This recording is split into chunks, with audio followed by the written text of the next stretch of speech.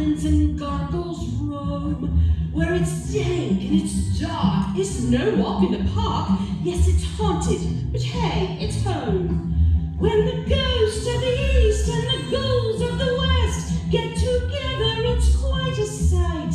They tell tales, me oh my, hop a broom and let's fly through a spooktacular orchestra night.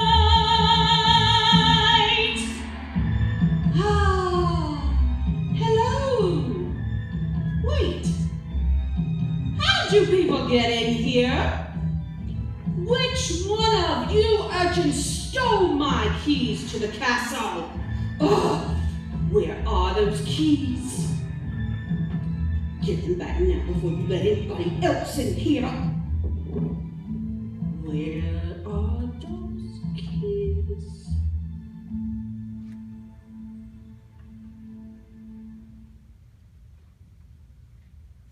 Really, Frida?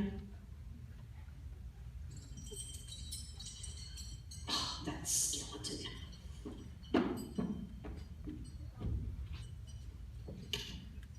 Thieving little skeleton. We'll just keep these right here.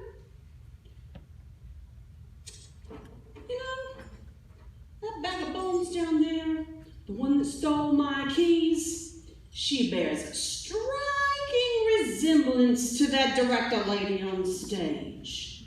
Drats, what's her name? Oh yes, Tammy Burrows. Now, welcome to my haunted castle, full of mystery, enchantment, and some unsavory rodents and arachnids. Not to mention these guys. Just sit right back and you'll hear a tale. A tale of a fateful trip. Oh wait, that's another tale for another time. This is the tale of a violent and windy storm. Who knows? Maybe this is the tale of those other folks. Oh no, but this is the Tempest.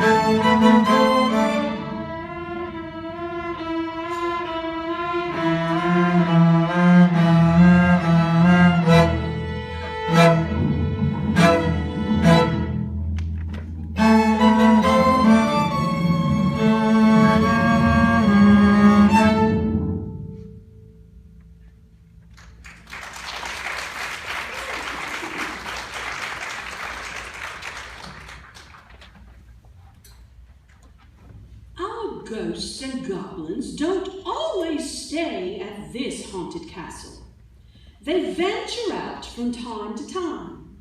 Some say they've seen our residents as far up north as Carolyn's. Look for them the next time you go. They say that the ghosts particularly like to hang out on the carousel. I guess now that makes it the haunted carousel.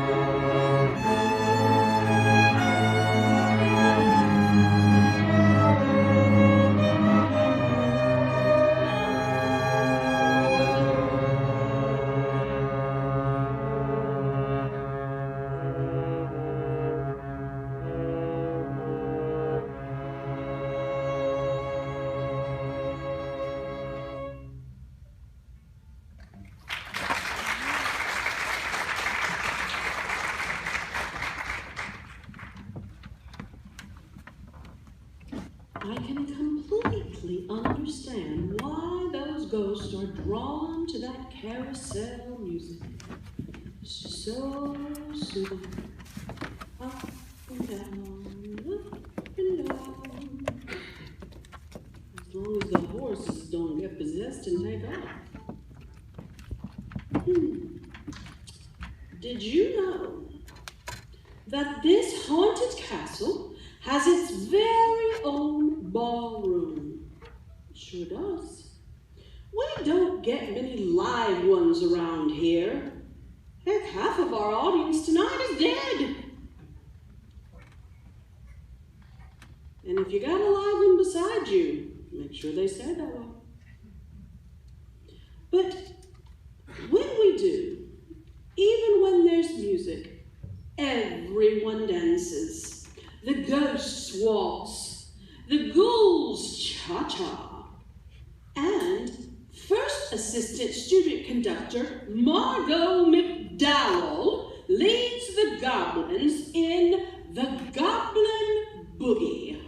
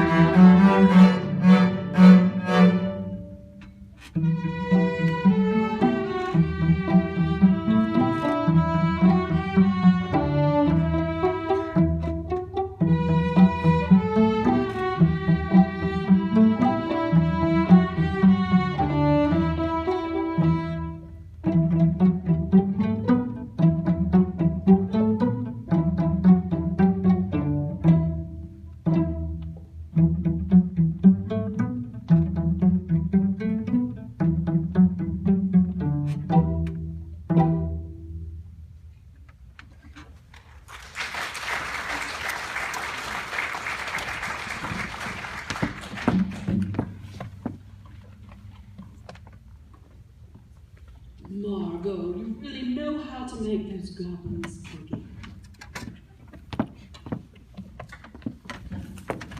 Now, while all of that dancing is going on in the ballroom, those creepy little stone critters outside, they get all riled up. The music brings them back to life with fury and flourish, and they dance on the roof until the sun comes up. Do you know what those things are called? Well, do you? They're called clay osment. No, that's not right. I just don't know where my brain is lately. Those things might be made from clay, but our clay is the assistant student conductor. And he is coming to bring those things called gargoyles to life.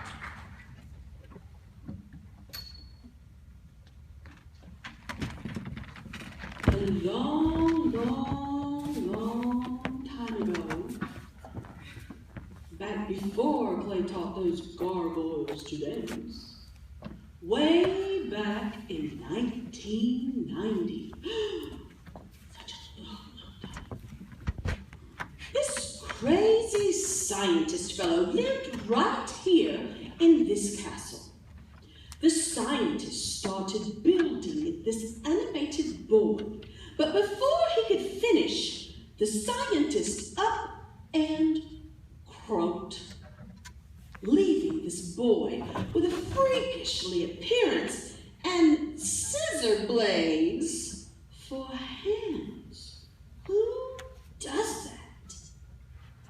Anyway, a neighbor lady took the boy in, and in the end, everything worked out. You may have heard of this boy. His name was Edward Scissorhands.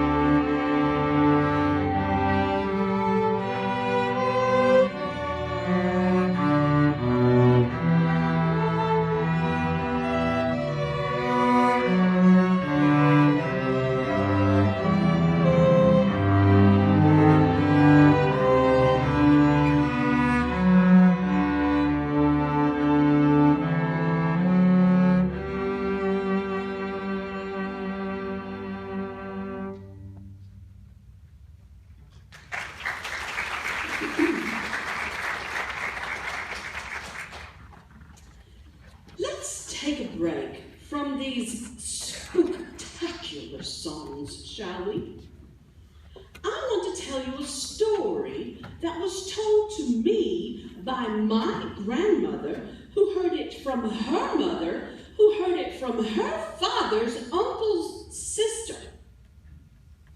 Did you follow that? It's about a man who visited a house much like this castle we're in now, a house of untold horrors.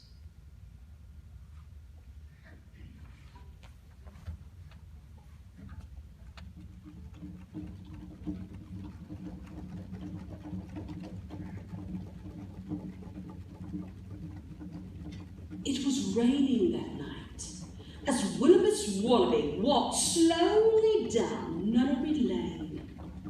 It was a light rain, a gentle rain, but just enough to send a chill Wilbus Wallaby walked along, listening to the sounds of the night. He heard an owl, a frog, a shark,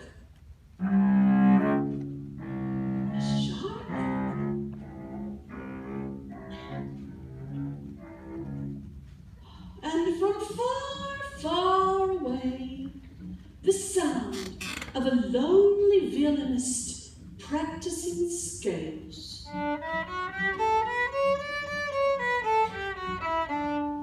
But suddenly, it started to rain harder. Yes, it was a heavy rain now.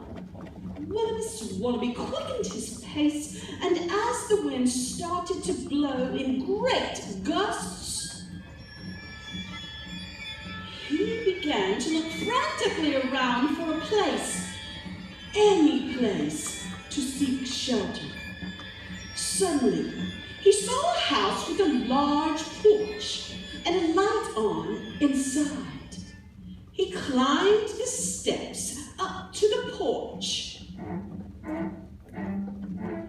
Finally, shelter from the rain, but not from that wind. That wind, that cruel, harsh wind. It seemed to rip away at his clothing as if it had chosen him, Wilbus Wallaby, as its victim. Wilbus Wallaby's heart started to beat faster.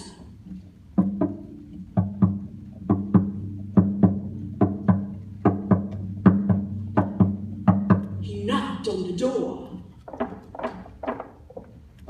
Slowly, the door opened.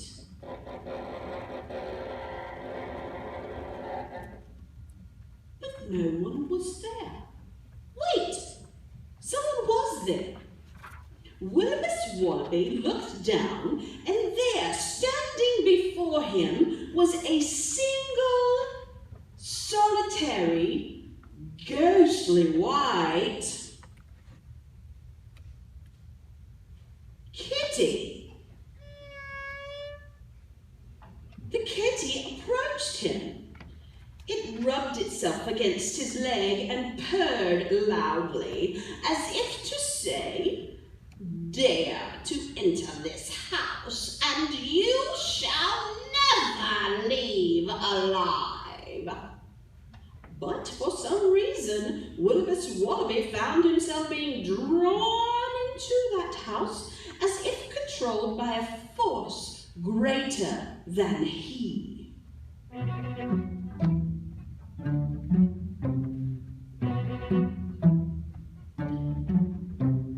Wilbus Wallaby entered the house. He found himself being drawn from room to room as if being guided by a ghostly presence that he could neither see nor feel. He entered a sort of library. There was a heavy, musty smell in the room. He heard the sound of scuttling rats. Through the dim light, he could make out bookcases towering above him. Never before had he seen such tall bookcases. His eye followed the bookcases all the way up to what seemed like an impossibly high ceiling. He heard from somewhere a clock striking midnight.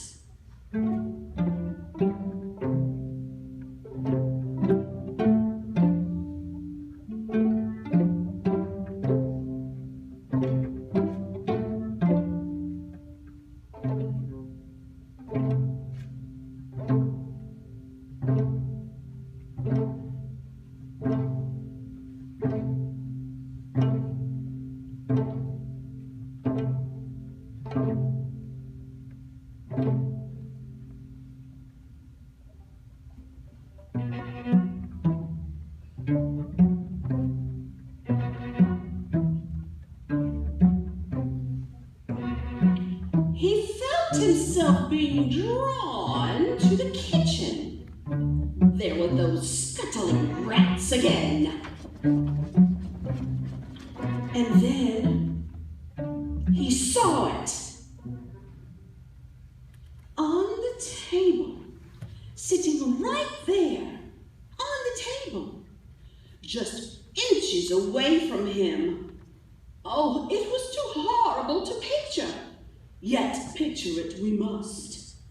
Yes, sitting right there on the table, on a flowery china plate, was a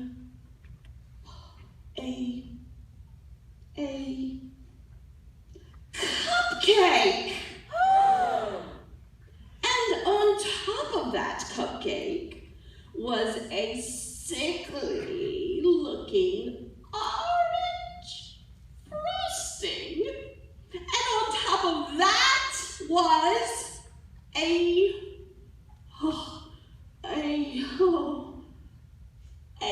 jelly bean.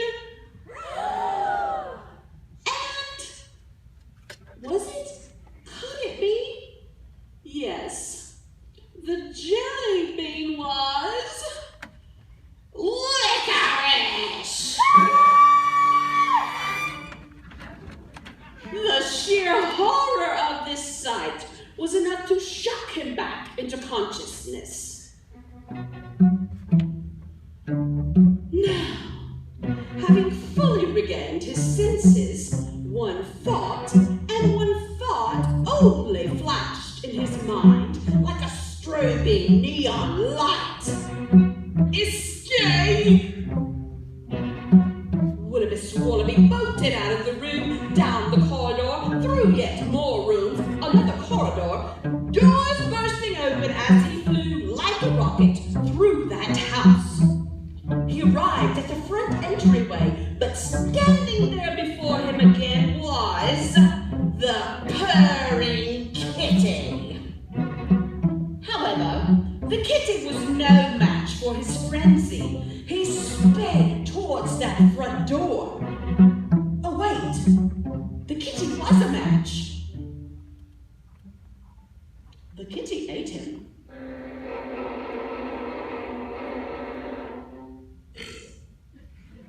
The end.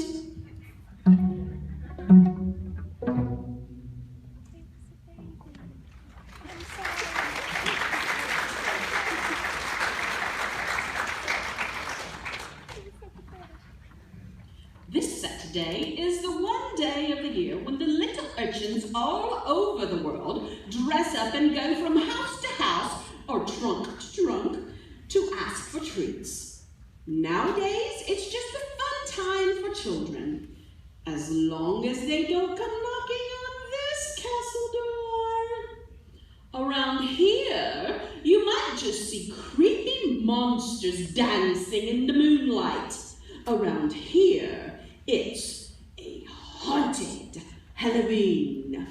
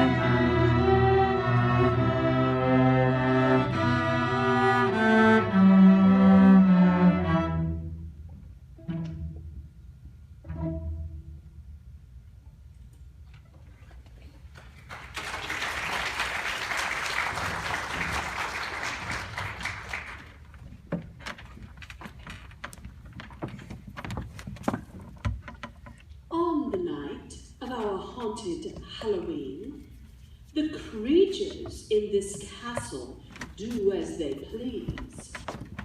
Well, let's be honest, the creatures in this castle do what they please as long as they can get away with it. Kind of like everyone. As the dark and sinister night falls, the creatures emerge from the darkness and mischief unfolds.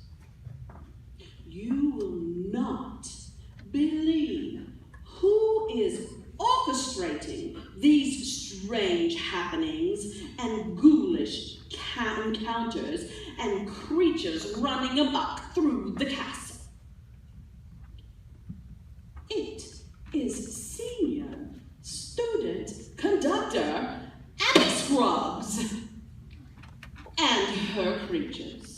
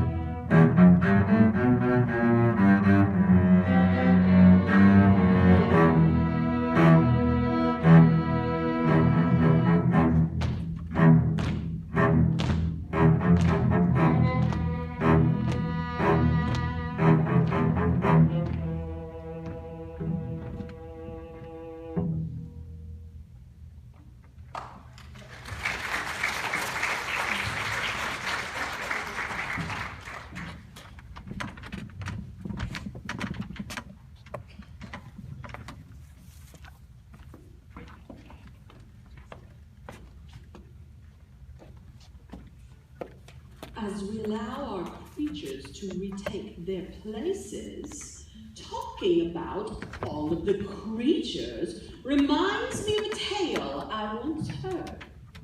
Way back, even further than 1990, in the 19th century, there was a creature, a man with a congenital disfigurement. He lurked in the shadows of the Paris Opera House and fell in love with a vocalist there. He wore a mask, or at least half of a mask, to hide his disfigurement. You may have heard of him too. He's called the Phantom of the Opera.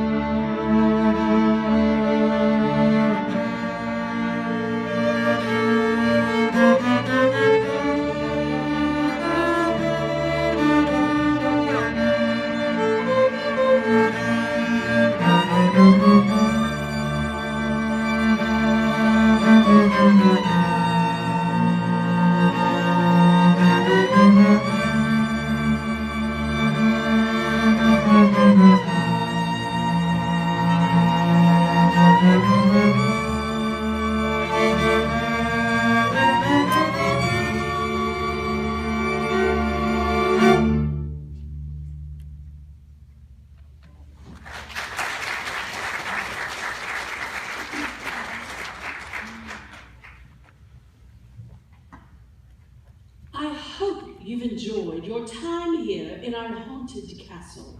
Just remember, within this castle, the dark of night brings forth the creepers to give us fright. And if we are to survive this quest, our torches must be their brightest best. For if we do not escape the creeper, we are surely destined to meet the Reaper. And if you can't escape them, join them. I declare you all now to be creepers in the castle.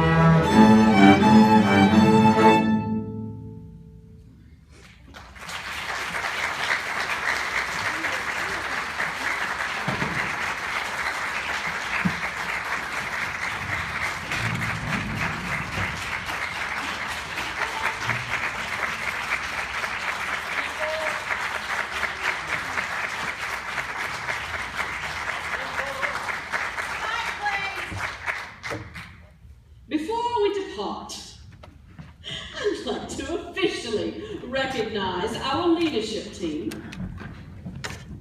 and some other important people. The leader of them all, Tammy Burrows. Student conductor, Abby Scruggs.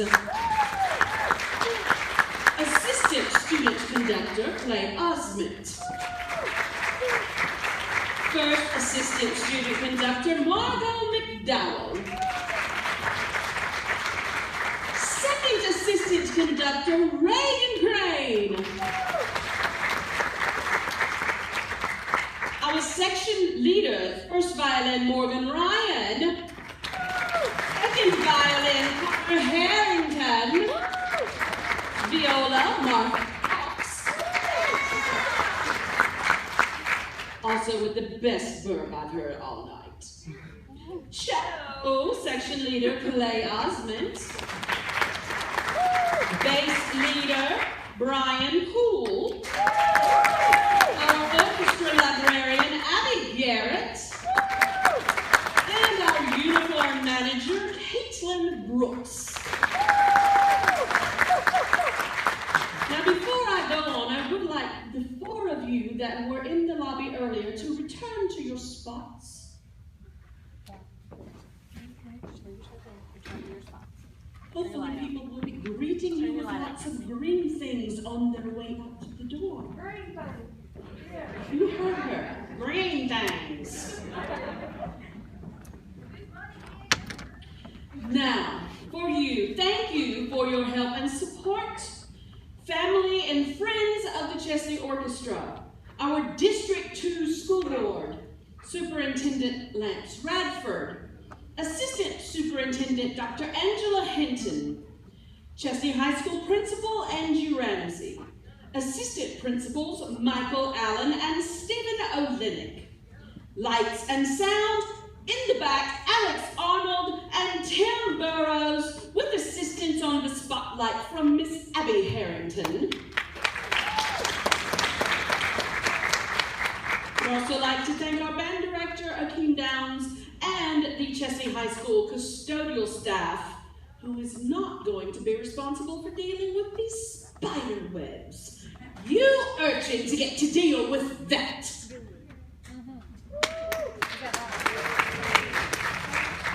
Now, if you've been following along in your program, which maybe you haven't because it's a little dark, I skipped a person and her family on purpose. This person volunteered to create and decorate our castle for tonight's show. She and her family have put in numerous hours here and at home, prepping for what you see all around you.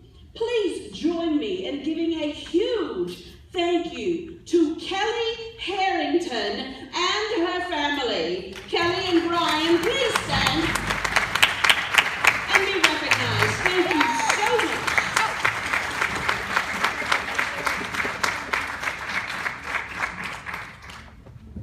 Now please remember, when you are dismissed, that you must promptly exit the auditorium and lobby. But there will be buckets there for your donations. If you enjoyed what you see tonight, please give from your heart to support the orchestra program.